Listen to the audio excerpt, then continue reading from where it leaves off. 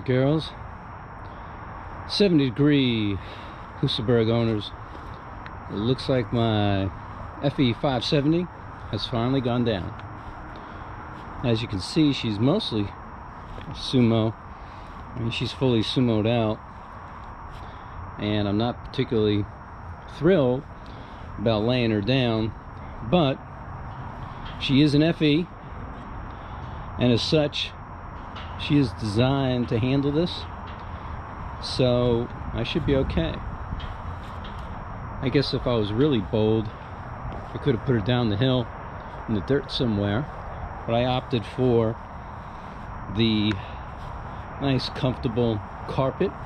It is January 2021, so here in the ATL we can have some nice days, and it's going to be 65 or so today. I am getting out on this bad boy shortly, but before I get out, I want to install a new cover. Thank you, Mr. Dean. I was really focused on that gas cap. I wanted to make sure she wasn't leaking, and she's good. I filled her up too, just for this install. I figured if there's a way to test that cap, make sure you got a lot of fuel in there. So those seals look good, and she's not leaking anywhere. I'm impressed. I've got a couple of other bikes, specifically Husqvarna's, and of course my DRZs, my carb bikes. They don't like this so much, this laying sideways stuff. You got to be a little aware of how the bike comes back up, because oftentimes there's subtle issues if you're not paying attention. We'll see with this one. Anyway, I've got my cover and I've got my socket, so let's get this cover off and see how the new one looks. Alright, so I've got all the bolts out. Nothing exciting here.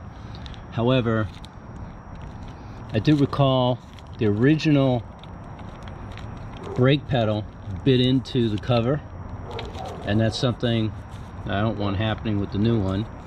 Since I installed the Tusk, it's not been a problem, so I don't anticipate it to be with the new cover. Regarding the original case, I'm noticing here some gasket that's squeezed out, so I'm curious to see what that's going to look like inside. Could be nothing. As far as the bolts, they're all the same length except one long one. Long one goes here, and that's pretty obvious if you look at the where they thread into the case. All the short ones will be pretty much from 6 o'clock up to 1 o'clock, and then your 3 o'clock position is the long one. Nothing too complicated there to figure out. Let's get this cover off and see what she looks like. Alright, so the cover's off, and clutch actually looks pretty darn near new. Not a surprise given the low hours on this girl. I'm going to clean up this a little bit, but I don't anticipate anything other than a quick wipe with a rag or lint-free paper towel. What I did notice is that the gasket did pop through, and I can't tell if it's a bad seat, if it was just over torqued, or if it's just normal wear. It was doing its job. I had no leak, so I'm not concerned, and my instinct tells me it's just something normal with these. My first time inside this cover and clutch assembly. I've not had it apart, as I just picked this bike up recently, so I don't know really the history on it, but my gut's telling me this might be the first time it's been off. And looking at the gasket that comes with these, they have that funky top which has a groove in it, so I do believe that what happened over there is normal, so I'm not worried. She looks good. I get it cleaned up, and get the new one mounted up here in a moment. See how she looks. Alright, so I haven't torqued down the cover yet, but before I do, it's very obvious I'm going to have an issue here, and I'm not going to mess this up. So I'm going to need to adjust the stop bolt so this brake arm doesn't hit the cover, and then I'll have to adjust the plunger bolt on the master cylinder by moving that up and tweaking it so I can get this to give me a little clearance here. I just don't want to mess this thing up. So it will require a little bit of extra editing, but not an issue. I'm down for the fix. So let me get on that, and we'll have this girl ready to roll in a little bit. Alright, so I gave myself probably 3/8 of an inch, but this arm bends, so when I put a lot of pressure on it, I can close that gap halfway.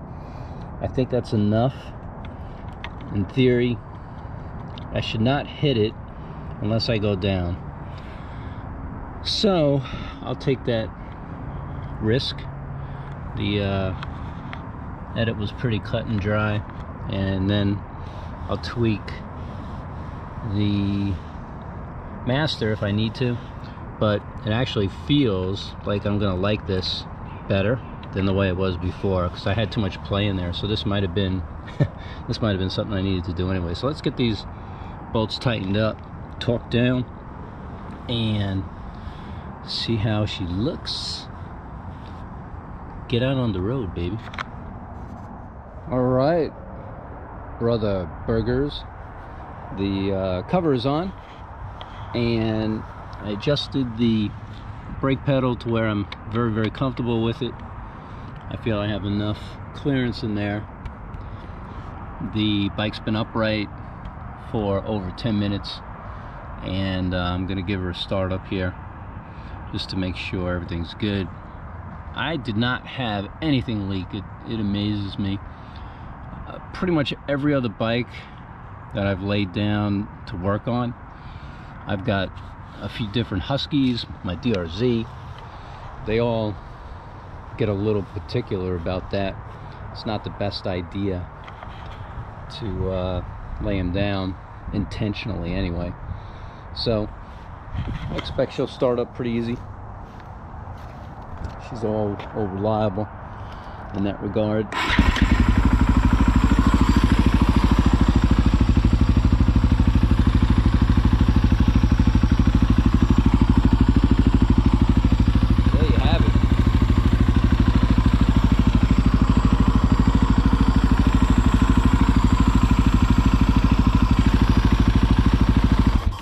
Got 6570 on the thermometer today here in the ATL. I always get a big kick out of the photos I see in our group. You guys riding these things around in the snow. Yeah, that's not happening here. I might see snow, I don't know, every 2 or 3 years maybe, and it's gone in a couple of days. So I don't mind that, actually. I'll take this weather any day. So let me get on this bad boy, go have some fun. Nothing like looking at that cover though. Holy crap, I'm loving it. So go enjoy your day and stay safe, and I will see you on One Wheel.